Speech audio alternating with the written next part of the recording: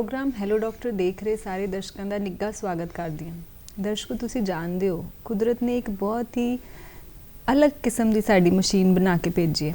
इस अलग जी मशीन के ਵੱਖ-ਵੱਖ हिस्सों के नाल जुड़दियां होईयां ਵੱਖ-ਵੱਖ समस्या नूं जानन की कोशिश सदका ये प्रोग्राम लैके असीं हर हफ्ते तुहाडे रूबरू होईदा। इसी कोशिश की श्रृंखला नूं अगे वधांदे होए अज असीं अपने प्रोग्राम दे विच ये जानन की कोशिश करांगे कि अखां दे नाल जुड़ियां होईयां ਵੱਖ-ਵੱਖ समस्या की हन ते उन्हां दे बचाव किद्दां कीते जा सकदे ते इस कुदरत की नेमत नूं संभाल के किद्दां रखिया जा सकदा। ये सारियां चीज़ां जानांगे अज दे अपने माहर मेहमान तो। जी तुसीं समझ गए होने कि अज असीं अपने प्रोग्राम च गल करनी है अखां दी तकलीफां दे नाल जुड़ियां होईयां ਵੱਖ-ਵੱਖ समस्यावां बारे। अज असीं अपने प्रोग्राम च सद्दा दिता है डॉक्टर MPS भाटिया जी नूं। नमस्कार जी जिहड़े कि अखां दे रोगां दे माहर हैं। डॉक्टर साहब स्टूडियो च बहुत बहुत स्वागत करदी हां। डॉक्टर साहब साडे दर्शक इस प्रोग्राम दे विच सीधे तौर ते तुहाडे नाल गलबात कर सकदे आ ते वो फोन दे राहीं तुहानूं कुछ सवाल भी पुछ सकते हैं। जिहड़े ते साडे पुराने दर्शक हैं वो जानते हैं कि साडा प्रोग्राम लाइव टैलीकास्ट हो रहा है तो मैनूं ये भी पता है कि उन्होंने साडे नंबर भी मूँह जबानी याद हैं तो नवे दर्शकों लिए एक बारी नंबर दोहरा देनी है, नोट कर लो 0181 281 41 0181 281 41 जी। डॉक्टर साहब कुदरत ने एक बहुत ही वड्डी नेमत इंसान नूं देख के भेजा हैगा। एक अखां दे विच जिहड़ी जोत दे के भेजा हैगा उस दे नाल असीं कुदरत दे सारे रंगां नूं वेख सकदे हां ते इस दी खूबसूरती दा नज़ारा भी मान सकदे हां। पर कई वारी इदां हुंदा है कि अखां दे नाल जुड़ियां होईयां कुछ ਵੱਖ-ਵੱਖ समस्यावां भी वेखण नूं मिलदियां। अपने दर्शकों लिए सब तो पहला यही जानना चाहांगे कि इदां दीयां किहड़ियां ਵੱਖ-ਵੱਖ तकलीफां हन जिहड़ियां अखां दे नाल जुड़दियां हन। जिवें कि सानू सारिਆਂ ਨੂੰ पता है अखां साडे शरीर का एक सब तो नाजुक डेलीकेट ऑर्गन है जी। इसका जिहड़ा बहुत सारिया प्रॉब्लम्स जे उन्होंने असी टाइमली ट्रीट कर लीए जां उन्हां दा पता लग जाए तो नेत्रहीनता तो बहुत अच्छी तरह असी बचा कर सकते हैं। ਇਹਦੇ ਵਿੱਚ ਮੁੱਖ ਤੌਰ ਤੇ ਜਿਹੜੀਆਂ ਪ੍ਰੋਬਲਮਸ ਹੈਗੀਆਂ ਇੱਕ ਤਾਂ ਅੱਖਾਂ ਦੀ ਜਿਵੇਂ ਲਾਲੀ ਆ ਜਾਂਦੀ ਹੈ ਜਿਹਨੂੰ ਅਸੀਂ ਕੰਜਕਟਿਵਾਈਟਸ ਜਾਂ ਕ੍ਰੈਟੋਕੰਜਕਟਿਵਾਈਟਸ ਕਹਿੰਦੇ ਆ। ਉਸ ਤੋਂ ਬਾਅਦ ਚਿੱਟਾ ਮੋਤੀਆ, ਕਾਲਾ ਮੋਤੀਆ, ਚਿੱਟਾ ਮੋਤੀਆ ਕੈਟਰੈਕਟ ਕਹਿੰਦੇ ਆ, ਕਾਲਾ ਮੋਤੀਆ ਗਲੂਕੋਮਾ ਜਾਂ ਸ਼ੂਗਰ ਕਰਕੇ ਪਿੱਛੇ ਪਰਦੇ ਦਾ ਖਰਾਬ ਹੋਣਾ, ਬਲੱਡ ਪ੍ਰੈਸ਼ਰ ਕਰਕੇ ਪਰਦੇ ਦਾ ਜਿਹਨੂੰ ਅਸੀਂ ਡਾਇਬਟਿਕ ਰੈਟਨੋਪੈਥੀ ਕਹਿੰਦੇ ਆ ਜਾਂ ਹਾਈਪਰਟੈਂਸਿਵ ਰੈਟਨੋਪੈਥੀ ਕਹਿੰਦੇ ਆ। ਇਸ ਤੋਂ ਬਾਅਦ ਰਿਫਰੈਕਟਿਵ ਐਰਰਸ ਬੱਚਿਆਂ ਦੇ ਐਨਕਾਂ ਲੱਗ ਜਾਂਦੀਆਂ ਛੋਟੀ ਉਮਰ 'ਚ, ਮਿਓਪੀਆ, ਹਾਈਪਰਮੈਟਰੋਪੀਆ, ਏਸਟਿਗਮੈਟਿਜ਼ਮ, ਇਹ ਸਾਰੀਆਂ ਚੀਜ਼ਾਂ ਜਿਹੜੀਆਂ ਇਹਨਾਂ ਦਾ ਜੇ ਸਾਨੂੰ ਬਿਲਕੁਲ ਟਾਈਮ ਸਿਰ ਪਤਾ ਲੱਗ ਜਾਏ ਤਾਂ ਬਹੁਤ ਸਾਰੇ ਜਿਹੜੇ ਨਜ਼ਰ ਨੂੰ ਹੋਣ ਵਾਲੇ ਨੁਕਸਾਨ ਤੋਂ ਬਚਿਆ ਜਾ ਸਕਦਾ ਜੀ। डॉक्टर साहब जिवें तुसीं दस्सिया नंबर दे विच गिनती दे विच जे मैं सोचां तो शायद 8-10 तरीके दीयां तकलीफां दे नाम तुसीं लिते हैगे। नाम एक आम इंसान लई थोड़े औखे जरूर हैं पर इन्हां नूं आपां एक एक करके तुहाडे कोलों समझण दी कोशिश करांगे। जिवें सब तो पहलां तुसीं एक चीज़ दस्सी कि अखां दे विच जिहड़ी लाली आ जांदी हैगी आम तौर पर असीं घरां दे विच देखदे हां कई वारी असीं अख नूं ज़्यादा मल लईदा, रड़क पै जांदी है कई वारी अखां दे विच ते लाली देखण नूं मिलदी हैगी है ते ये लाली एक वड्डी बीमारी नूं भी सद्दा दे सकदी है कि एक नॉर्मल जी गल लगी।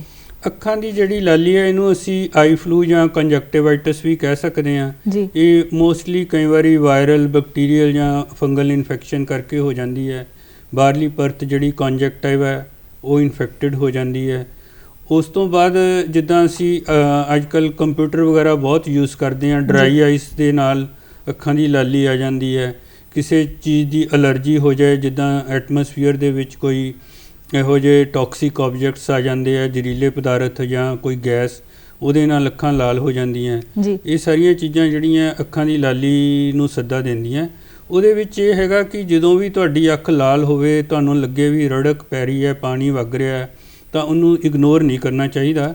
ਉਹਨੂੰ ਉਸੇ ਵੇਲੇ ਡਾਕਟਰ ਨੂੰ ਦਿਖਾ ਕੇ ਉਹਦਾ ਇਲਾਜ ਕਰਾਉਣਾ ਚਾਹੀਦਾ ਕਿਉਂਕਿ ਜੇ ਤੁਹਾਡੀ ਅੱਖ ਲਾਲ ਹੈਗੀ ਹੈ, ਕੰਜਕਟਿਵਾਈਟਸ ਹੈਗੀ ਹੈ, ਉਹ ਮੋਸਟਲੀ 4-5 ਦਿਨ 'ਚ ਠੀਕ ਹੋ ਜਾਂਦੀ ਹੈ। ਪਰ ਕਈ ਵਾਰੀ ਕੋਰਨੀਆ ਜਿਹੜਾ ਸਾਡਾ ਬਾਹਰਲਾ ਸ਼ੀਸ਼ਾ ਹੁੰਦਾ, ਅੱਖ ਦਾ ਪਰਦਾ ਹੁੰਦਾ, ਉਹ ਕਈ ਵਾਰੀ ਇਨਵੋਲਵ ਹੋ ਜਾਂਦਾ ਤਾਂ ਉਹਦੇ ਨਾਲ ਕਈ ਵਾਰੀ ਪੱਕੇ ਤੌਰ 'ਤੇ ਵੀ ਨੁਕਸਾਨ ਹੋਣ ਦਾ ਡਰ ਹੁੰਦਾ। ਨਜ਼ਰ 'ਚ ਕੋਰਨੀਅਲ ਓਪੈਸਿਟੀ ਬਣਨ ਦਾ ਜਾਂ ਕੋਈ ਪੱਕੇ ਤੌਰ 'ਤੇ ਨੁਕਸਾਨ ਹੋਣ ਦਾ ਡਰ ਹੁੰਦਾ ਜੀ। ਕਹਿਣ ਦਾ ਭਾਵ ਇਹ ਹੈਗਾ ਕਿ ਜੇ ਛੋਟੀ ਜਿਹੀ ਵੀ ਤਕਲੀਫ ਮਹਿਸੂਸ ਕਰ ਰਹੇ ਹਾਂ ਆਪਾਂ, ਆ ਰਹੀ ਹੈਗੀ ਹੈ ਤੇ ਉਹਦਾ ਘਰੇਲੂ ਉਪਾਅ ਨਾ ਕਰੀਏ। हाँ जी बेहतर ये है कि असी अपने किसी अखां दे नेड़े दे डॉक्टर कोल जाके अपना चैकअप कराइए। पर असी आम तौर ते देखते हैं डॉक्टर साहब घरां दे विच यही हुंदा है कि जदों लाली आई तो आपां बच्चों नूं भी ये कह दिंदे हैं कि छिट्टे मार लो अखां दे विच, ਇਹਦੇ ਨਾਲ ਠੀਕ ਹੋ ਜਾਏਗੀ। ਤੇ ਕਈ ਵਾਰੀ ਘਰ ਦੇ ਵਿੱਚ ਨਾ ਕੋਈ ਜੇ ਬੂੰਦਾਂ ਪਈਆਂ ਹੁੰਦੀਆਂ ਅੱਖਾਂ ਦੀ ਦਵਾਈ ਜੇ ਪਿਛਲੀ ਵਾਰੀ ਡਾਕਟਰ ਨੇ ਦਿੱਤੀ ਸੀਗੀ, ਅਸੀਂ ਸਾਡੇ ਕੋਲ ਜੇ ਪਈ ਹੁੰਦੀ ਹੈ ਤੇ ਅਸੀਂ ਇਹ ਵੀ ਕਹਿ ਦਿੰਦੇ ਹੈਗੇ ਕਿ ਤੁਸੀਂ ਇਹਨੂੰ ਹੀ ਪਾ ਲਓ ਤੇ ਇਹਨੂੰ ਵਰਤ ਲਓ ਤੇ ਅੱਖਾਂ ਠੀਕ ਹੋ ਜਾਣਗੀਆਂ। ਇਸ ਤਰ੍ਹਾਂ ਨਹੀਂ ਕਰਨਾ ਚਾਹੀਦਾ, ਕਿਉਂਕਿ ਕਈ ਵਾਰੀ ਜਿਹੜੀਆਂ ਬੂੰਦਾਂ ਪਈਆਂ ਹੁੰਦੀਆਂ ਕਈ ਵਾਰੀ ਤਾਂ ਚਲੋ ਠੀਕ ਕੰਮ ਕਰ ਜਾਂਦੀਆਂ, ਪਰ ਕਈ ਵਾਰੀ ਉਹ ਉਲਟਾ ਕੰਮ ਵੀ ਕਰ ਜਾਂਦੀਆਂ। ਕਈ ਵਾਰੀ ਕੋਈ ਜਿੱਦਾਂ ਸਟੀਰੋਇਡ ਡ੍ਰੌਪਸ ਪਏ ਆ ਉਹਦੇ ਨਾਲ ਕੰਜਕਟਿਵਾਈਟਿਸ ਵੱਧ ਜਾਂਦੀ ਹੈ, ਜਾਂ ਕੋਈ ਹੋਰ ਕਈ ਵਾਰੀ ਡ੍ਰੌਪਸ ਕਿਸੇ ਡਾਕਟਰ ਨੇ ਕਿਸੇ ਹੋਰ ਕੰਮ ਵਾਸਤੇ ਦਿੱਤੇ ਹੁੰਦੇ ਆ ਜੀ, ਉਹ ਇੱਦਾਂ ਯੂਜ਼ ਨਹੀਂ ਕਰਨੇ ਚਾਹੀਦੇ। ਤੁਹਾਨੂੰ ਦਿਖਾ ਕੇ ਹੀ ਡਾਕਟਰ ਨੂੰ ਇਲਾਜ ਕਰਾਉਣਾ ਚਾਹੀਦਾ ਜੀ। ਛੋਟੀ ਜਿਹੀ ਦਿੱਕਤ ਵੱਡੀ ਵੀ ਹੋ ਸਕਦੀ ਹੈਗੀ ਹੈ, ਉਹ ਡਾਕਟਰ ਨੂੰ ਹੀ ਸਮਝ ਆਏਗੀ ਕਿ ਉਹਨਾਂ ਨੂੰ ਹੀ ਪਤਾ ਹੈਗਾ ਕਿ ਇਸ ਚੀਜ਼ ਦਾ ਇਲਾਜ ਕਿਸ ਤਰੀਕੇ ਦੇ ਨਾਲ ਕੀਤਾ ਜਾਵੇ ਜੀ। ਡਾਕਟਰ ਸਾਹਿਬ, ਜਿਵੇਂ ਆਪਾਂ ਗੱਲ ਕਰ ਰਹੇ ਸੀਗੇ ਕਿ ਅੱਖਾਂ ਦੀ ਲਾਲੀ ਬਾਰੇ, ਇੱਦਾਂ ਹੀ ਤੁਸੀਂ ਦੱਸਿਆ ਸੀਗਾ ਕਿ ਜਿਹੜੇ ਮਰੀਜ਼ ਹੁੰਦੇ ਆ ਜਿਨ੍ਹਾਂ ਨੂੰ ਕੋਈ ਹੋਰ ਦਿੱਕਤ ਹੈ, ਜਿਵੇਂ ਆਪਾਂ ਦੇਖਦੇ ਸ਼ੂਗਰ ਦੀ ਤਕਲੀਫ ਹੈਗੀ ਹੈ ਜਾਂ BP ਦੀ ਪਰੇਸ਼ਾਨੀ ਹੈਗੀ ਹੈ, ਉਹਨਾਂ ਨੂੰ ਅੱਖਾਂ ਦੀਆਂ ਸਮੱਸਿਆ ਆਉਣ ਦਾ ਜਿਹੜਾ ਰਿਸਕ ਹੈਗਾ ਕਿ ਉਹ ਜ਼ਿਆਦਾ ਦੇਖਣ ਨੂੰ ਮਿਲਦਾ।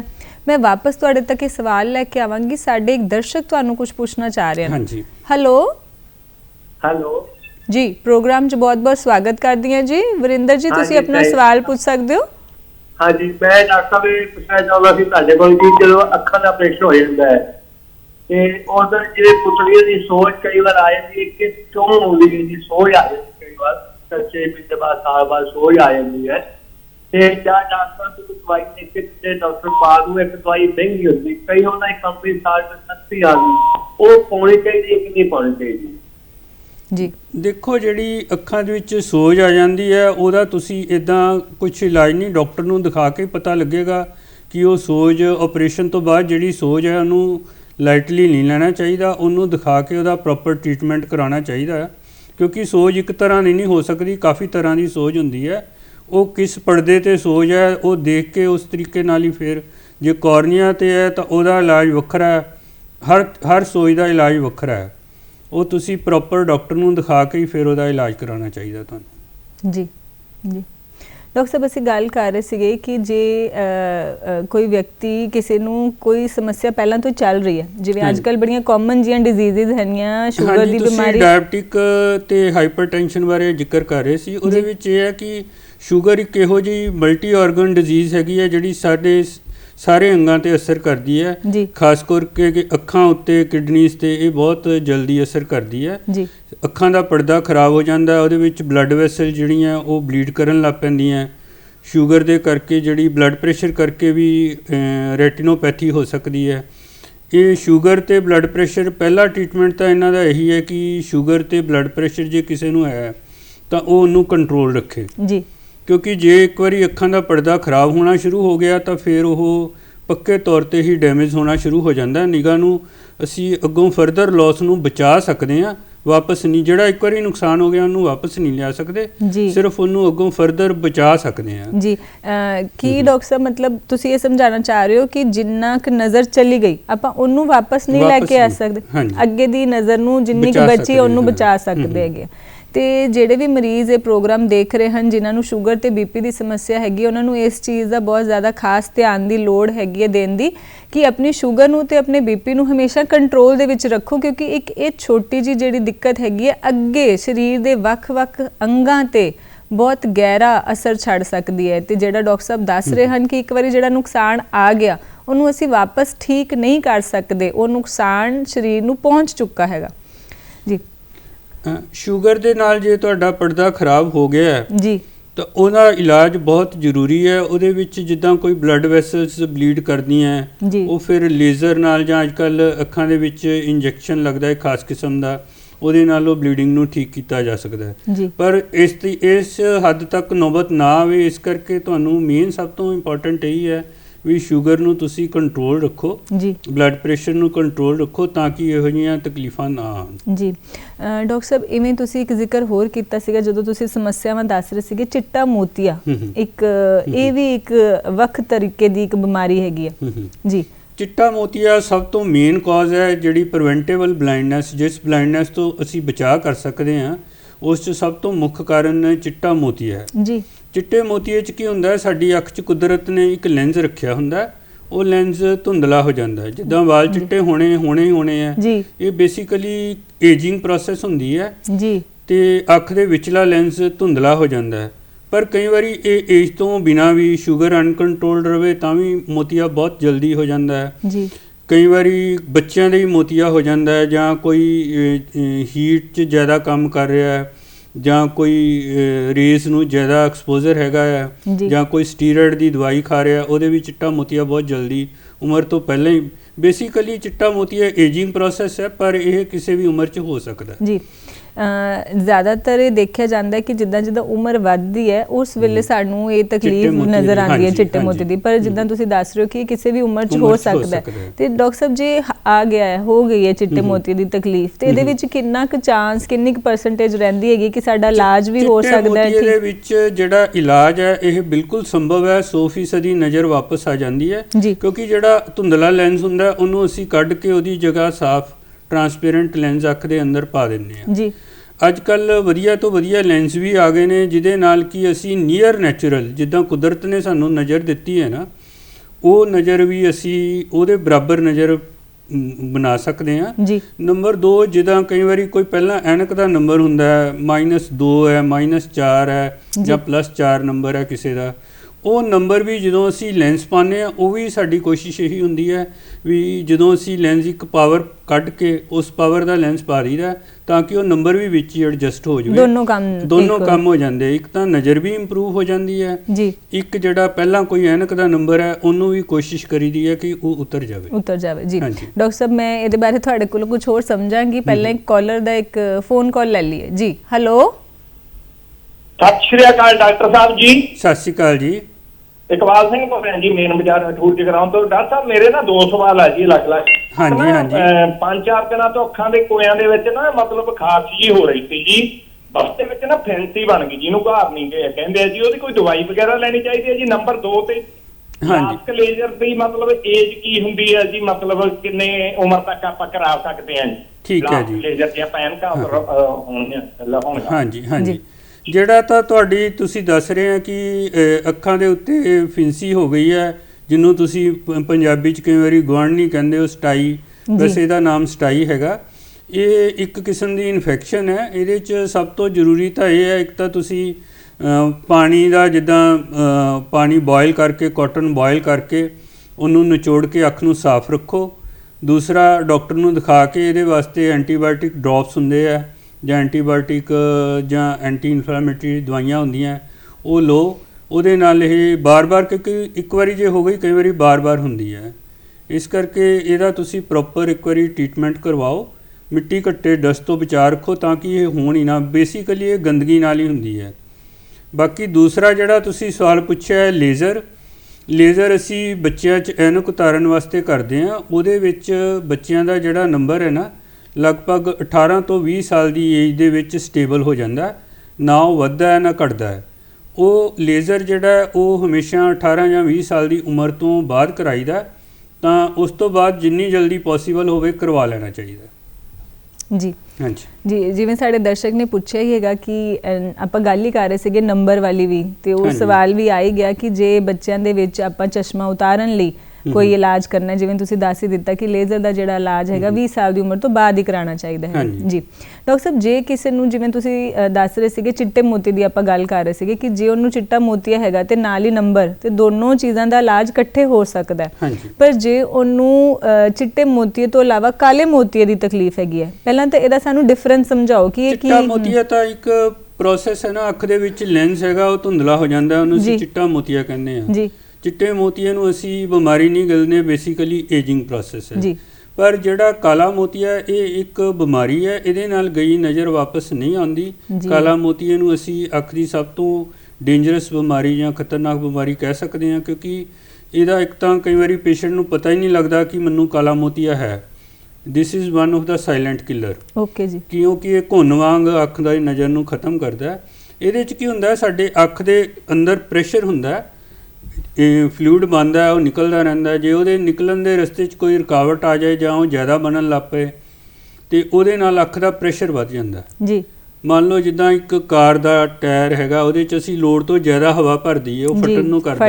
ਇੱਦਾਂ ਹੀ ਅੱਖ ਦਾ ਜਦੋਂ ਪ੍ਰੈਸ਼ਰ ਵੱਧਦਾ, ਉਹ ਬਲੱਡ ਵੈਸਲਸ ਨੂੰ ਪ੍ਰੈਸ ਕਰਕੇ ਉਹਦੇ ਜਿਹੜੀ ਹੈ ਇਸਕੀਮਿਕ ਚੇਂਜਸ ਕਰ ਦਿੰਦਾ, ਤੇ ਪਰਮਾਨੈਂਟ ਲਾਸ ਹੋ ਜਾਂਦਾ ਵਿਜ਼ਨ ਦਾ ਜੀ, ਪਰਮਾਨੈਂਟ ਡੈਮੇਜ ਹੋ ਗਈ ਇੱਕ ਤਰੀਕੇ ਉਹਦੇ ਦੇ ਨਾਲ। 'ਚ ਤੁਹਾਨੂੰ ਜਦੋਂ 40 ਸਾਲ ਦੀ ਏਜ ਦੇ ਨੇੜੇ ਅਸੀਂ ਪਹੁੰਚਦੇ ਹਾਂ, ਅੱਖਾਂ ਦੇ ਡਾਕਟਰ ਕੋਲੋਂ ਅੱਖਾਂ ਦਾ ਪ੍ਰੈਸ਼ਰ ਚੈੱਕ ਕਰਾਉਣਾ ਚਾਹੀਦਾ। ਜਿੱਦਾਂ ਅਸੀਂ BP ਚੈੱਕ ਕਰਦੇ ਹਾਂ ਨਾ, ਬਲੱਡ ਪ੍ਰੈਸ਼ਰ, ਜੀ, ਉੱਦਾਂ ਹੀ ਅੱਖਾਂ ਦਾ ਵੀ ਪ੍ਰੈਸ਼ਰ ਹੁੰਦਾ, ਉਹ ਚੈੱਕ ਕਰਾਉਣਾ ਚਾਹੀਦਾ ਟਾਈਮਲੀ। ਜੀ, ਉਹ ਮੋਸਟਲੀ 20 ਤੋਂ ਥੱਲੇ ਰਹਿਣਾ ਚਾਹੀਦਾ ਪ੍ਰੈਸ਼ਰ। ਜੀ, ਜੇ ਉਹ ਜ਼ਿਆਦਾ ਵੱਧਦਾ ਹੈ ਤਾਂ ਫਿਰ ਉਹਨੂੰ ਅਸੀਂ ਕਾਲਾ ਮੋਤੀਆ ਕਹਿੰਦੇ ਆ। ਜੀ, ਉਹਦਾ ਜਿਹੜਾ ਟ੍ਰੀਟਮੈਂਟ ਹੈ ਉਹ ਜਾਂ ਤਾਂ ਦਵਾਈਆਂ, ਸਾਰੀ ਉਮਰ ਹੀ ਦਵਾਈਆਂ ਪਾਉਣੀਆਂ ਪੈਂਦੀਆਂ। ਜੀ, ਮਤਲਬ ਜਿੱਦਾਂ ਰੋਟੀ ਖਾਣੀ ਜ਼ਰੂਰੀ ਹੈ ਨਾ, ਇਦਾਂ ਕਾਲੇ ਮੋਤੀਏ ਦੀਆਂ ਦਵਾਈਆਂ ਸਾਰੀ ਉਮਰ ਹੀ ਪਾਉਣੀਆਂ ਪੈਂਦੀਆਂ, ਅੱਖਾਂ ਦੇ ਵਿੱਚ ਪਾਉਣੀਆਂ ਪੈਂਦੀਆਂ। ਜਾਂ ਫਿਰ ਜੇ ਦਵਾਈਆਂ ਨਾਲ ਕੰਟਰੋਲ ਨਹੀਂ ਆਉਂਦਾ ਤਾਂ ਫਿਰ ਇਹਦਾ ਹੱਲ ਆਪਰੇਸ਼ਨ ਹੁੰਦਾ ਹੈ। ਜੀ ਡਾਕਟਰ ਸਾਹਿਬ, ਤੁਸੀਂ ਦੱਸਿਆ ਕਿ ਇਹ ਇੱਕ ਸਾਇਲੈਂਟ ਕਿਲਰ ਹੈ। ਹਾਂਜੀ, ਤੇ ਸਾਇਲੈਂਟ ਕਿਲਰ ਹੈ ਤੇ ਇੱਕ ਮਰੀਜ਼ ਨੂੰ ਕਿਵੇਂ ਸਮਝ ਲੱਗਦੀ ਹੈਗੀ ਕਿ ਮੈਨੂੰ ਇਹ ਦਿੱਕਤ ਆ ਰਹੀ ਹੈਗੀ? ਹਾਂ, ਉਹਦੇ 'ਚ ਕੁਝ ਇਹੋ ਜਿਹੇ ਸਾਈਨ ਸਿੰਪਟਮਸ ਹੁੰਦੇ ਨੇ, ਅੱਖਾਂ ਦੇ ਆਲੇ ਦੁਆਲੇ ਹਨੇਰਾ ਆਉਣਾ, ਜੀ, ਜਾਂ ਸਿਰ ਦਰਦ ਹੋਣਾ, ਜੀ, ਜਾਂ ਜਿੱਦਾਂ ਕਲਰ ਹੈਲੋਸ, ਸਤਰੰਗੀ ਪੀਂਘ ਦਾ ਨਜ਼ਰ ਆਉਣਾ, ਜੀ, ਜਾਂ ਜਿਹੜੀ ਹੈ ਸਾਡਾ ਨਜ਼ਰ ਦਾ ਦਾਇਰਾ ਜਿਹੜਾ ਫੀਲਡ ਆਫ ਵਿਜ਼ਨ ਜਿਹਨੂੰ ਕਹਿੰਦੇ ਆ, ਜੀ, ਉਹ ਲਾਸ ਹੋ ਜਾਂਦਾ, ਸਿਰਫ ਸੈਂਟਰਲ ਵਿਜ਼ਨ ਰਹਿ ਜਾਂਦੀ ਹੈ, ਜੀ, ਪੈਰੀਫਰੀ ਵਿਜ਼ਨ ਲਾਸ ਹੋ ਜਾਂਦੀ ਹੈ। ਕਹਿਣ ਦਾ ਭਾਵ ਹੈ ਕਿ ਜੇ ਮੈਂ ਸਿੱਧਾ ਦੇਖ ਰਹੀ ਹੈਗੀ ਤੇ ਮੈਨੂੰ ਸਿਰਫ ਸਾਹਮਣੇ ਦੀ ਚੀਜ਼ ਨਜ਼ਰ ਆਏਗੀ ਤੇ ਮੇਰੇ ਆਲੇ ਦੁਆਲੇ ਜਿਹੜੀਆਂ ਚੀਜ਼ਾਂ ਮੇਰੀਆਂ ਉਹ ਕੱਟ ਜਾਣਗੀਆਂ। ਹਾਂਜੀ, ਜੀ, ਜੀ। ਤੇ ਜਿਵੇਂ ਤੁਸੀਂ ਦੱਸਿਆ ਕਿ ਹਰ 40 ਸਾਲ ਦੀ ਉਮਰ ਤੇ ਜਿਹੜਾ ਵੀ ਇਨਸਾਨ, ਜਿਹੜਾ ਵੀ ਸ਼ਖਸ ਪਹੁੰਚਦਾ ਹੈਗਾ, ਉਹਨੂੰ ਆਪਣੇ ਨੇੜੇ ਦੇ ਡਾਕਟਰ ਕੋਲੋਂ ਪ੍ਰੈਸ਼ਰ ਚੈੱਕ ਕਰਾਉਣਾ ਚਾਹੀਦਾ ਹੈ। ਜੀ, ਇਹ ਪ੍ਰੈਸ਼ਰ ਕੀ ਹਰ ਮਹੀਨੇ ਚੈੱਕ ਕਰਾਉਣਾ ਚਾਹੀਦਾ ਹੈ, 6 ਮਹੀਨਿਆਂ 'ਚ, ਸਾਲ 'ਚ? ਨਹੀਂ, ਜੇ ਤੁਹਾਨੂੰ ਕੁਝ ਸਿੰਪਟਮਸ ਹੈਗੇ ਆ ਜਾਂ ਤੁਸੀਂ ਰੂਟੀਨ 'ਚ ਆਈ ਚੈੱਕ ਕਰਾਉਂਦੇ ਆ ਤਾਂ ਡਾਕਟਰ ਵੈਸੇ ਤਾਂ ਪ੍ਰੈਸ਼ਰ ਚੈੱਕ ਕਰਦਾ ਹੀ ਹੈ। ਜੀ, ਰੂਟੀਨ 'ਚ ਜਦੋਂ ਵੀ ਕੋਈ ਸਾਡੇ ਕੋਲ ਐਲਡਰਲੀ ਪੇਸ਼ੈਂਟ ਆਉਂਦਾ ਤਾਂ ਅਸੀਂ ਉਹਦਾ ਪ੍ਰੈਸ਼ਰ ਜ਼ਰੂਰ ਚੈੱਕ ਕਰੀਦਾ। ਜੀ, ਤਾਂ ਜੇ ਤੁਹਾਨੂੰ ਕੋਈ ਸਿੰਪਟਮਸ ਲੱਗਦੇ ਆ, ਜਿੱਦਾਂ ਲਾਸ ਹੋ ਰਿਹਾ ਨਜ਼ਰ ਦਾ, ਪਤਾ ਨਹੀਂ ਲੱਗ ਰਿਹਾ ਵੀ ਨਜ਼ਰ ਦਿਨ ਬ ਦਿਨ ਘਟ ਰਹੀ ਹੈ, ਸਿਰ ਦਰਦ ਹੋ ਰਿਹਾ ਹੈ, ਅੱਖਾਂ ਅੱਗੇ ਕਾਲੇ ਘੇਰੇ ਆ ਰਹੇ ਹੈ, ਜੀ, ਧੁੰਦਲਾ ਆ ਰਿਹਾ, ਤਾਂ ਫਿਰ ਤਾਂ ਜ਼ਰੂਰੀ ਪ੍ਰੈਸ਼ਰ ਚੈੱਕ ਕਰਾਉਣਾ ਚਾਹੀਦਾ। ਜੀ ਡਾਕਟਰ ਸਾਹਿਬ, ਤੁਸੀਂ ਇਹ ਚੀਜ਼ 2 ਵਾਰੀ ਪਹਿਲਾਂ ਵੀ 1 ਵਾਰੀ ਇਸਤੇਮਾਲ ਕੀਤਾ ਹੈ ਕਿ ਸਿਰ ਦਰਦ ਤਾਂ ਅੱਜ ਕੱਲ੍ਹ ਇੱਕ ਬੜੀ ਆਮ ਜਿਹੀ ਸਮੱਸਿਆ ਹੋ ਗਈ। ਆਪਾਂ ਦੇਖਦੇ ਛੋਟੇ ਛੋਟੇ ਬੱਚੇ ਵੀ ਕਹਿੰਦੇ ਹੈਗੇ ਕਿ ਮੇਰਾ ਸਿਰ ਦਰਦ ਹੋ ਰਿਹਾ ਹੈਗਾ। ਕਈ ਵਾਰੀ ਕਹਿੰਦੇ ਅੱਧਾ ਸਿਰ ਦੁਖ ਰਿਹਾ, ਕਈ ਵਾਰੀ ਕਹਿੰਦੇ ਪੂਰਾ ਸਿਰ ਦੁਖ ਰਿਹਾ। ਕਿ ਇਹ ਵੀ ਜਿਹੜਾ ਸਿਰ 'ਚ ਆਪਾਂ ਦਰਦ ਮਹਿਸੂਸ ਕਰਦੇ ਹੈਗੇ ਆ, ਕਿ ਇਹ ਇੱਕ ਨਜ਼ਰ ਦੀ ਤਕਲੀਫ ਦੇ ਨਾਲ ਜੁੜਦਾ ਹੋਇਆ ਸਾਈਨ ਹੈਗਾ? ਬਿਲਕੁਲ, ਮੋਸਟਲੀ ਜਿਹੜੀ ਹੈ ਨਾ ਸਿਰ ਦਰਦ, ਕਈ ਵਾਰੀ ਆਈਸਾਈਟ ਵੀਕ ਹੋਵੇ ਤਾਂ ਹੀ ਸਿਰ ਦਰਦ ਹੁੰਦਾ ਜੀ। ਉਹਦੇ ਵਿੱਚ ਸਾਡੇ ਰਿਫਰੈਕਟਿਵ ਐਰਰਸ ਆ ਜਾਂਦੇ ਆ ਜੀ। ਉਹਦੇ 'ਚ ਅੱਖਾਂ ਦਾ ਨੰਬਰ ਮਾਈਨਸ 'ਚ ਹੁੰਦਾ ਹੈ, ਪਲੱਸ 'ਚ ਹੁੰਦਾ ਹੈ, ਜਾਂ ਕਈ ਵਾਰੀ ਸਿਲੰਡਰੀਕਲ ਨੰਬਰ ਹੁੰਦਾ ਹੈ। ਉਹ ਜਦੋਂ ਨੰਬਰ ਅਸੀਂ ਨਹੀਂ ਲਗਾਉਂਦੇ ਤਾਂ ਨੈਚੁਰਲੀ ਅਸੀਂ ਨਜ਼ਰ ਯੂਜ਼ ਕਰਦੇ ਆ, ਉਹਦੇ ਨਾਲ ਫਿਰ ਸਿਰ ਦਰਦ ਸ਼ੁਰੂ ਹੋ ਜਾਂਦਾ ਹੈਗਾ ਜੀ। ਤੇ ਪ੍ਰੋਪਰ ਨਜ਼ਰ ਟੈਸਟ ਕਰਾ ਕੇ ਜਿਹੜੀ ਵੀ ਕੋਈ ਐਨਕ ਲੱਗਣੀ ਹੈ, ਜੇ ਅਸੀਂ ਐਨਕ ਲਾਵਾਂਗੇ, ਅੱਖਾਂ ਤੇ ਜ਼ੋਰ ਨਹੀਂ ਪਏਗਾ ਤਾਂ ਸਿਰ ਦਰਦ ਫਿਰ ਠੀਕ ਹੋ ਜਾਏਗਾ ਜੀ। ਜਿਵੇਂ ਸਾਡੇ ਇੱਕ ਦਰਸ਼ਕ ਨੇ ਵੀ ਤੁਹਾਨੂੰ ਪੁੱਛਿਆ ਸੀਗਾ ਕਿ ਲੈਂਸ ਲਗਵਾਉਣਾ ਹੈ, ਤੁਸੀਂ ਦੱਸਿਆ ਉਮਰ ਤੇ ਦੱਸੀ ਤੁਸੀਂ ਕਿ ਇਸ ਲੈਂਸ ਦੇ ਨਾਲ ਜਦੋਂ ਆਪਾਂ ਇੱਕ ਕਿਸਮ ਦਾ ਆਪਰੇਸ਼ਨ ਹੈ ਛੋਟਾ ਜਿਹਾ? ਹਾਂ, ਚਿੱਟੇ ਮੋਤੀਏ ਦਾ ਹੱਲ ਤਾਂ ਆਪਰੇਸ਼ਨ ਹੀ ਹੈ। ਨਹੀਂ, ਮੇਰਾ ਸਵਾਲ ਸੀਗਾ ਕਿ ਜਿੱਦਾਂ ਆਪਾਂ ਨਜ਼ਰ ਦਾ ਚਸ਼ਮਾ ਹਟਾਉਣ ਲਈ ਇੱਕ ਲੈਂਸ ਲਗਵਾਉਂਦੇ। ਨਹੀਂ, ਜਿਹੜਾ ਨਜ਼ਰ ਦਾ ਚਸ਼ਮਾ ਹੈ ਨਾ, ਬੱਚਿਆਂ ਦੇ ਜਿੱਦਾਂ ਮੰਨ ਲਓ -3 ਨੰਬਰ ਲੱਗ ਗਿਆ, -4 ਮਿਓਪੀਆ ਜਿਹਨੂੰ ਕਹਿੰਦੇ ਆ ਜੀ, ਉਹਦੇ ਵਾਸਤੇ ਲੇਜ਼ਰ ਟੈਕਨੀਕ, ਲੇਸਿਕ ਲੇਜ਼ਰ ਕਹਿੰਦੇ ਆ, ਉਹ ਬਹੁਤ ਸਕਸੈਸਫੁਲ ਹੈ। ਉਹ ਇੱਕ ਕਿਸਮ ਦਾ ਆਪਰੇਸ਼ਨ ਹੁੰਦਾ ਹੈ, ਇਹ ਪਰਮਾਨੈਂਟ ਹੱਲ ਦਿੰਦਾ ਹੈ। ਜੀ, ਮੇਰਾ ਬਸ ਇਹ ਸਵਾਲ ਸੀ। ਕਾਰਨੀਆ ਦੀ ਜਿਹੜੀ ਬਾਹਰਲੀ ਪਰਤ ਹੈ ਜੀ, ਅੱਖ ਦੀ ਬਾਹਰਲੀ ਪਰਤ ਜਿਹਨੂੰ ਅਸੀਂ ਕਾਰਨੀਆ ਕਹਿੰਦੇ ਆ, ਉਹਨੂੰ ਰੀਸ਼ੇਪ ਕਰ ਦਿੰਦੇ ਆ ਜੀ, ਠੀਕ ਹੈ। ਉਹਦੇ ਨਾਲ ਫਿਰ ਐਨਕ ਦਾ ਨੰਬਰ ਪੱਕੇ ਤੌਰ ਤੇ ਉਤਰ ਜਾਂਦਾ ਹੈ। ਪੱਕੇ ਤੌਰ ਤੇ ਮਤਲਬ ਸਮਝ ਲਓ ਜਿੱਦਾਂ 40-45 ਸਾਲ ਤੱਕ ਨੰਬਰ ਉਤਰ ਗਿਆ, ਉਸ ਤੋਂ ਬਾਅਦ ਉਮਰ ਦੇ ਹਿਸਾਬ ਨਾਲ ਥੋੜਾ ਬਹੁਤਾ ਨਹੀਂ ਆਂਦੀ ਕੋਈ ਵੀ ਜੀ। ਹਾਂਜੀ, ਡਾਕਟਰ ਸਾਹਿਬ ਇੱਕ ਕਾਲਰ ਤੁਹਾਨੂੰ ਕੁਝ ਹੋਰ ਪੁੱਛਣਾ ਚਾਹ ਰਹੇ ਹਨ। ਹੈਲੋ, ਸਤਿ ਸ਼੍ਰੀ ਅਕਾਲ ਜੀ। ਸਤਿ ਸ਼੍ਰੀ ਅਕਾਲ।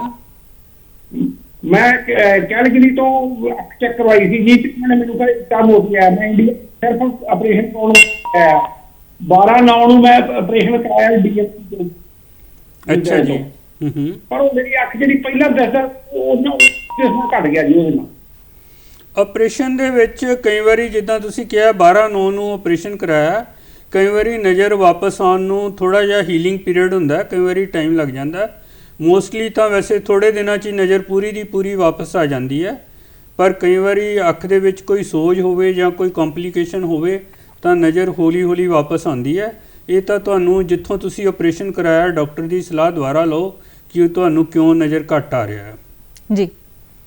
ਡਾਕਟਰ ਸਾਹਿਬ, ਅੱਜ ਕੱਲ੍ਹ ਨਾ ਫਿਰ ਦੁਬਾਰਾ ਤੋਂ ਆਪਾਂ ਦੇਖ ਰਹੇ ਹੈਗੇ ਕਰੋਨਾ ਦੇ ਕੇਸਿਸ ਵਧਣੇ ਸ਼ੁਰੂ ਹੋ ਗਏ ਹੈਗੇ, ਕਿ ਇਹ ਇੱਕ ਚੀਜ਼ ਇੱਦਾਂ, ਇਹ ਜਿਹੜੀ ਇਨਫੈਕਸ਼ਨ ਹੈ ਇਹਦੇ ਤੋਂ ਆਪਾਂ ਪਿਛਲੇ 2 ਸਾਲਾਂ ਤੋਂ ਸ਼ਾਇਦ ਬੜੀਆਂ ਸਾਰੀਆਂ ਹਿਦਾਇਤਾਂ ਫੋਲੋ ਕਰਦੇ ਆ ਰਹੇ ਹਾਂ, ਬੜਾ ਕੁਝ ਸਿੱਖ ਵੀ ਲਿਆ ਹੈ ਇਨਸਾਨ ਨੇ 2 ਸਾਲਾਂ ਦੇ ਵਿੱਚ।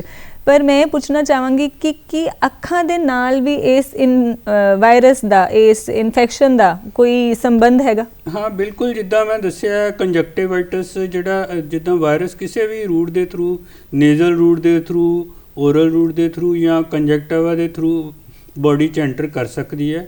ਉੱਥੇ ਫਿਰ ਉਹ ਰੈਪਲੀਕੇਟ ਕਰਕੇ ਆਪਣੀ ਇਨਫੈਕਸ਼ਨ, ਜਿੱਦਾਂ ਮੰਨ ਲਓ ਤੁਹਾਨੂੰ ਫੀਵਰ ਹੈ, ਗਲਾ ਖਰਾਬ ਹੈਗਾ ਆ, ਅੱਖਾਂ ਲਾਲ ਹੈ, ਇਹ ਸਾਰੀਆਂ ਚੀਜ਼ਾਂ ਨੂੰ ਅਸੀਂ ਕਰੋਨਾ ਲੈ ਕੇ ਵੀ ਚੱਲਣਾ ਚਾਹੀਦਾ ਜੀ। ਉਸ ਕੇਸ 'ਚ ਜ਼ਰੂਰ ਟੈਸਟ ਕਰਾ ਲੈਣਾ ਚਾਹੀਦਾ ਜੀ। ਮਤਲਬ ਇਹ ਨਹੀਂ ਸੋਚਣਾ ਚਾਹੀਦਾ ਕਿ ਸਿਰਫ ਤੇ ਸਿਰਫ ਅੱਖਾਂ ਦੇ ਵਿੱਚ ਲਾਲੀ ਆ ਗਈ ਹੈਗੀ ਹੈ ਤੇ ਕੋਈ ਰੜਕ ਪੈ ਗਈ ਹੈਗੀ ਹੈ ਜਾਂ ਕੋਈ ਛੋਟੀ ਮੋਟੀ ਜੀ ਇਨਫੈਕਸ਼ਨ ਹੈਗੀ ਹੈ, ਸਾਨੂੰ ਡਾਕਟਰ ਦੇ ਕੋਲ ਆਪਣਾ ਟੈਸਟ ਜ਼ਰੂਰ ਕਰਵਾ ਲੈਣਾ ਚਾਹੀਦਾ ਜੀ।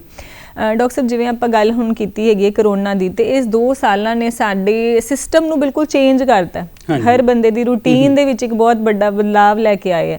ਕੰਮ ਜਿਹੜੇ ਹੋ ਗਏ ਹੈ ਮੋਸਟਲੀ ਵਰਕ ਫਰੋਮ ਹੋਮ ਹੋ ਗਏ। ਬੱਚਿਆਂ ਦੀਆਂ ਪੜ੍ਹਾਈਆਂ ਜਿਹੜੀਆਂ ਹੈਗੀਆਂ ਹੁਣ ਉਹ ਸਕੂਲਾਂ ਦੇ ਰਾਹੀਂ ਮਤਲਬ ਨਹੀਂ ਹੋ ਰਹੀਆਂ ਹੈਗੀਆਂ, ਟੀਵੀ ਤੇ ਮੋਬਾਈਲ ਤੇ ਹੋ ਰਹੀਆਂ ਹੈਗੀਆਂ, ਜੇ ਆਪਾਂ ਕਹੀਏ ਆਨਲਾਈਨ ਹੋ ਰਹੀਆਂ। ਮੋਸਟਲੀ ਅਸੀਂ ਕੰਪਿਊਟਰ ਵਿਜ਼ਨ ਸਿੰਡਰੋਮ ਕਹਿੰਦੇ ਆ ਜੀ, ਕੰਪਿਊਟਰ ਵਿਜ਼ਨ ਸਿੰਡਰੋਮ ਜੀ। ਇਹਦੇ 'ਚ 2 ਚੀਜ਼ਾਂ ਹੁੰਦੀਆਂ, ਇੱਕ ਤਾਂ ਜਦੋਂ ਬੱਚਾ ਨੇੜੇ ਦਾ ਕੰਮ ਕਰਦਾ ਉਹਦੀਆਂ ਅੱਖਾਂ ਵਰਕਿੰਗ ਹੁੰਦੀਆਂ ਜੀ। ਕੋਈ ਵੀ ਜਦੋਂ ਨੇੜੇ ਦਾ ਕੰਮ ਕਰਦਾ ਨਾ, ਫਾਰ ਐਗਜ਼ਾਮਪਲ ਤੁਸੀਂ ਜਾਂ ਮੈਂ ਜੀ, ਸਾਡੀਆਂ ਅੱਖਾਂ ਨੇੜੇ ਦੇ ਕੰਮ 'ਚ ਵਰਕਿੰਗ ਹੁੰਦੀਆਂ ਜੀ। ਜਦੋਂ ਅਸੀਂ ਦੂਰ ਕੋਈ ਚੀਜ਼ ਦੇਖਦੇ ਹਾਂ ਸਾਡੀਆਂ ਅੱਖਾਂ ਰਿਲੈਕਸ ਕਰ ਰਹੀਆਂ ਹੁੰਦੀਆਂ ਜੀ। ਜਦੋਂ ਅਸੀਂ ਨੇੜੇ ਦਾ ਕੰਮ ਜ਼ਿਆਦਾ ਸਮੇਂ ਲਈ ਕਰਦੇ ਹਾਂ ਤੇ ਸਾਡੀਆਂ ਅੱਖਾਂ ਵਰਕਿੰਗ ਰਹਿੰਦੀਆਂ, ਨਜ਼ਰ ਕਮਜ਼ੋਰ ਹੋਣ ਦੇ ਚਾਂਸ ਵੱਧ ਜਾਂਦੇ ਨੇ। ਬੱਚਿਆਂ 'ਚ ਪਿਛਲੇ 2-3 ਸਾਲਾਂ 'ਚ ਦੇਖਣ 'ਚ ਆਇਆ ਕਿ ਐਨਕ ਦੇ ਨੰਬਰ ਬਹੁਤ ਧੜਾ-ਧੜ ਲੱਗ ਰਹੇ ਆ, ਕਿਉਂਕਿ ਉਹਨਾਂ ਦੀਆਂ ਕਲਾਸਿਸ ਵੀ ਆਨਲਾਈਨ ਹੈ, ਉਹ ਲਗਾਤਾਰ ਚੱਲਦੀਆਂ ਸਵੇਰ ਤੋਂ ਲੈ ਕੇ ਦੁਪਹਿਰ ਤੱਕ, ਮੋਬਾਈਲ ਨੂੰ ਯੂਜ਼ ਕਰਦੇ ਆ ਜੀ। ਬਿਲਕੁਲ, ਗੇਮਸ ਵਗੈਰਾ, ਕਿਉਂਕਿ ਉਹਨਾਂ ਦੇ ਹੱਥ 'ਚ ਮੋਬਾਈਲ ਹੁੰਦਾ। ਇਹ ਗੱਲ ਤੁਸੀਂ ਬਿਲਕੁਲ ਸਹੀ ਦੱਸੀ ਹੈ ਕਿ ਕਈ ਸਕੂਲਾਂ ਨੇ ਆਨਲਾਈਨ ਕਲਾਸਿਸ ਬੰਦ ਵੀ ਕੀਤੀਆਂ, ਬੁਲਾਣਾ ਵੀ ਸ਼ੁਰੂ ਕੀਤਾ ਹੈ, ਪਰ ਬੱਚਿਆਂ ਦੀ ਕਹਿ ਲਓ ਇੱਕ ਹੈਬਿਟ ਹੋ ਗਈ ਹੈ ਜਾਂ ਕਹਿ ਲਓ ਇੱਕ ਜੁੜਾਵ ਜਿਹਾ ਹੋ ਗਿਆ ਫੋਨ ਦੇ ਨਾਲ ਕਿ ਉਹ ਚਿਪਕ ਹੀ ਗਏ ਉਸ ਚੀਜ਼ ਦੇ ਨਾਲ, ਉਹ ਛੱਡਣਾ ਚਾਹੁੰਦੇ ਹੀ ਨਹੀਂ ਹੈਗੇ। ਨੰਬਰ ਇਸ ਕਰਕੇ ਵੀ ਆ ਰਹੇ ਆ ਕਿਉਂਕਿ ਐਕਸੈਸਿਵ ਯੂਜ਼ ਆਫ ਗੈਜਟ ਜਿਹੜਾ ਹੈ ਉਹਦੇ ਨਾਲ ਨੰਬਰ ਆ ਰਿਹਾ ਹੈਗਾ ਜੀ।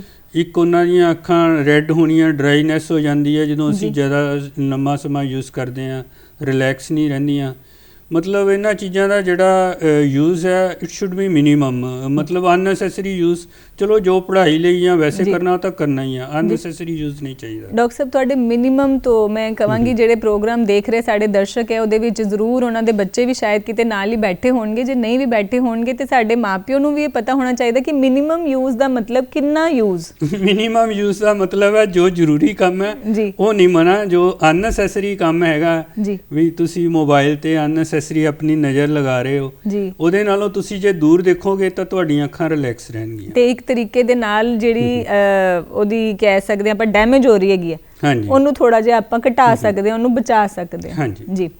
ਡਾਕਟਰ ਸਾਹਿਬ, ਜਿਵੇਂ ਤੁਸੀਂ ਦੱਸਿਆ ਕਿ ਬੱਚਿਆਂ ਦਾ ਇਹ ਸਿਲਸਿਲਾ ਹੀ ਬਣ ਗਿਆ ਹੈਗਾ ਤੇ ਕਿਉਂਕਿ ਖੁਰਾਕ ਦਾ ਵੀ ਇਹਦੇ ਵਿੱਚ ਰੋਲ ਆਂਦਾ ਹੈਗਾ। ਬਿਲਕੁਲ, ਜਿੱਦਾਂ ਅਸੀਂ ਫਾਸਟ ਫੂਡ ਵੱਲ ਜ਼ਿਆਦਾ ਜਾ ਰਹੇ ਹਾਂ ਉਹਦੇ ਨਾਲ ਵਿਟਾਮਿਨ ਏ ਵਗੈਰਾ ਜਾਂ ਅੱਖਾਂ 'ਚ ਜਿਹੜੇ ਜ਼ਰੂਰੀ ਸਾਨੂੰ ਚਾਹੀਦੀਆਂ ਚੀਜ਼ਾਂ, ਉਹਦੇ ਵਿੱਚ ਬੱਚਿਆਂ ਨੂੰ ਮੈਂ ਇਹ ਸਲਾਹ ਦੇਵਾਂਗਾ ਮਿਲਕ ਐਂਡ ਮਿਲਕ ਪ੍ਰੋਡਕਟਸ, ਜਿੱਦਾਂ ਕਿ ਦਹੀਂ ਹੈਗੀ ਹੈ, ਪਨੀਰ ਹੈਗਾ ਆ, ਕੌਡ ਲਿਵਰ ਆਇਲ ਜਿਹੜੇ ਨੌਨ ਵੈਜ ਲੈ ਰਹੇ ਨੇ ਜੀ, ਤੇ ਇਹ ਰਿਚ ਫੂਡ ਹੈਗੇ ਆ। ਜਿਹੜੇ ਨੌਨ ਵੈਜ ਨਹੀਂ ਲੈਂਦੇ ਉਹਨਾਂ ਲਈ ਕੈਰਟ ਹੋ ਗਿਆ ਜੀ, ਗਾਜਰ ਹੋ ਗਈ, ਮੈਂਗੋ ਜਿਹੜਾ ਹੈਗਾ, ਪਪੀਤਾ, ਇਹ ਸਾਰੀਆਂ ਚੀਜ਼ਾਂ ਵਿਟਾਮਿਨ ਏ ਦੀ ਸਾਡੀ ਜਿਹੜੀ ਡੈਫੀਸ਼ੀਐਂਸੀ ਉਹਨੂੰ ਪੂਰਾ ਕਰਦੀਆਂ ਜੀ। ਡਾਕਟਰ ਸਾਹਿਬ ਨੇ ਜੋ ਚੀਜ਼ਾਂ ਦੇ ਨਾਮ ਲੈ ਲਏ ਜਿਹੜੇ ਸ਼ਾਇਦ ਬੱਚਿਆਂ ਨੂੰ ਪਸੰਦ ਹੀ ਨਹੀਂ ਹੈਗੀਆਂ ਬਿਲਕੁਲ ਵੀ, ਤੇ ਉਹ ਹੁਣ ਆਪਣੀ ਖੁਰਾਕ ਦੇ ਵਿੱਚ ਸ਼ਾਮਿਲ ਕਰਨੀਆਂ ਲਾਜ਼ਮੀ ਬਣਦੀਆਂ ਜੇ ਅਸੀਂ ਆਪਣੀ ਅੱਖਾਂ ਨੂੰ ਵਧੀਆ ਰੱਖਣਾ ਚਾਹੁੰਦੇ ਹਾਂ ਜੀ। ਡਾਕਟਰ ਸਾਹਿਬ, ਇਹ ਆਪਾਂ ਗੱਲ ਕੀਤੀ ਕਿ ਜਿਹੜਾ ਸਾਡੀ ਕਿਸੇ ਨਾ ਕਿਸੇ ਗਲਤੀ ਕਰਕੇ ਕੋਈ ਨੁਕਸਾਨ ਕਰਦੇ ਆਪਾਂ ਅੱਖਾਂ ਨੂੰ, ਕਈ ਵਾਰੀ ਹੁੰਦਾ ਕੁਦਰਤੀ, ਜਿੱਦਾਂ ਬਚਪਨ ਤੋਂ ਹੀ ਆਪਾਂ ਕਹਿ ਕੇ ਚੱਲੀਏ ਕਿ ਜਮਾਂਦਰੂ ਹੀ ਨੇਤਰਹੀਨਤਾ ਜੇ ਹੈਗੀ ਹੈ। ਬਹੁਤ ਜ਼ਿਆਦਾ ਅਨਫੋਰਚੂਨੇਟ ਚੀਜ਼ ਤੁਸੀਂ ਪੁੱਛੀ ਹੈ। ਕਈ ਬੱਚੇ ਜਦੋਂ ਜੰਮਦੇ ਆ ਉਹਨਾਂ ਦੀਆਂ ਅੱਖਾਂ ਪੂਰੀ ਤਰ੍ਹਾਂ ਬਣੀਆਂ ਨਹੀਂ ਹੁੰਦੀਆਂ ਜੀ, ਰੈਟੀਨਾਈਟਿਸ ਆਫ ਪ੍ਰੀਮੈਚੁਰਿਟੀ ਜਿਹਨੂੰ ਅਸੀਂ ਕਹਿੰਦੇ ਆ। ਬਾਕੀ ਕਈ ਵਾਰੀ ਬੱਚਿਆਂ ਦੇ ਜਮਾਂਦਰੂ ਤੌਰ ਤੇ ਹੀ ਚਿੱਟਾ ਮੋਤੀਆ ਜਿਹੜਾ ਅੱਖ 'ਚ ਕੁਦਰਤ ਨੇ ਲੈਂਸ ਰੱਖਿਆ ਹੁੰਦਾ ਉਹ ਜਮਾਂਦਰੂ ਤੌਰ ਤੇ ਹੀ ਚਿੱਟਾ ਮੋਤੀਆ ਹੁੰਦਾ, ਧੁੰਦਲਾ ਹੁੰਦਾ ਲੈਂਸ। ਉਹਨਾਂ ਕੇਸਾਂ 'ਚ ਜੇ ਤੁਹਾਨੂੰ ਮਾੜਾ ਮੋਟਾ ਵੀ ਇੱਦਾਂ ਸ਼ੱਕ ਪੈਂਦਾ ਕਿ ਬੱਚੇ ਨੂੰ ਪ੍ਰੋਪਰ ਨਜ਼ਰ ਨਹੀਂ ਆ ਰਿਹਾ, ਉਹ ਪ੍ਰੋਪਰਲੀ ਤੁਹਾਡੀ ਕਮਾਂਡ ਨੂੰ ਰਿਸਪੌਂਡ ਨਹੀਂ ਕਰ ਰਿਹਾ, ਤਾਂ ਡਾਕਟਰ ਨੂੰ ਦਿਖਾ ਕੇ ਜੇ ਉਹਦਾ ਚਿੱਟਾ ਮੋਤੀ ਹੈ, ਜੇ ਉਹਦਾ ਚਿੱਟੇ ਮੋਤੀ ਦਾ ਆਪਰੇਸ਼ਨ 3 ਜਾਂ 6 ਮਹੀਨੇ ਦੇ ਅੰਦਰ ਅੰਦਰ ਕਰਾ ਲਓ ਤਾਂ ਨਿਗਾਹ ਦਾ ਪੂਰੇ ਦਾ ਪੂਰਾ ਨੁਕਸਾਨ ਤੋਂ ਬਚਿਆ ਜਾ ਸਕਦਾ 3 ਤੋਂ 6 ਮਹੀਨੇ ਦੇ ਅੰਦਰ ਜੇ ਰੈਟੀਨਾ ਦੀ ਕੋਈ ਪ੍ਰੋਬਲਮ ਹੈ, ਬੱਚਾ ਪ੍ਰੀਮੈਚੁਰ ਹੋਇਆ ਤਾਂ ਵੀ ਉਹਦਾ ਪ੍ਰੋਪਰ। ਉਸ ਤੋਂ ਬਾਅਦ ਜੇ ਬੱਚਾ ਲੱਗਦਾ ਟੀਰ ਮਾਰਦਾ ਹੈਗਾ, ਅੱਖਾਂ ਅੰਦਰ ਨੂੰ ਲੈ ਜਾਂਦਾ, ਬਾਹਰ ਨੂੰ ਲੈ ਜਾਂਦਾ, ਤਾਂ ਉਹਦੇ 2 ਕਾਰਨ ਹੁੰਦੇ। ਕਈ ਵਾਰੀ ਨਜ਼ਰ ਵੀਕ ਹੁੰਦੀ, ਐਨਕ ਲਾ ਕੇ ਕਰੈਕਟ ਹੋ ਜਾਂਦਾ, ਜਾਂ ਕਈ ਵਾਰੀ ਕੋਈ ਮਸਲ ਵੀਕ ਹੁੰਦਾ, ਆਪਰੇਸ਼ਨ ਦੀ ਲੋੜ ਹੁੰਦੀ ਹੈ। ਸਲਾਹ ਦੇ ਨਾਲ ਸਾਰੀਆਂ ਚੀਜ਼ਾਂ ਦੇ ਹੱਲ ਕੱਢੇ ਜਾ ਸਕਦੇ। ਜੀ ਡਾਕਟਰ ਸਾਹਿਬ, ਤੁਸੀਂ ਆਪਣੇ ਕੀਮਤੀ ਸਮਾਂ ਦੇ ਵਿੱਚੋਂ ਸਮਾਂ ਕੱਢਿਆ ਤੇ ਸਾਡੇ ਦਰਸ਼ਕਾਂ ਨੂੰ ਅੱਜ ਇੰਨੀ ਵਧੀਆ ਜਾਣਕਾਰੀ ਦਿੱਤੀ। ਮੈਂ ਉਮੀਦ ਪੂਰੀ ਇਹੀ ਕਰਦੀ ਹੈਗੀ ਕਿ ਜਿਸ ਮੰਤਵ ਨੂੰ ਲੈ ਕੇ ਅਸੀਂ ਆਪਣਾ ਪ੍ਰੋਗਰਾਮ ਲੈ ਕੇ ਤੁਹਾਡੇ ਤੱਕ ਹਾਜ਼ਰ ਹੋਏ ਸੀਗੇ ਉਹ ਜ਼ਰੂਰ ਪੂਰਾ ਕੀਤਾ ਹੈ। ਇਸ ਦੇ ਨਾਲ ਇਜਾਜ਼ਤ ਦਿਓ। ਧੰਨਵਾਦ।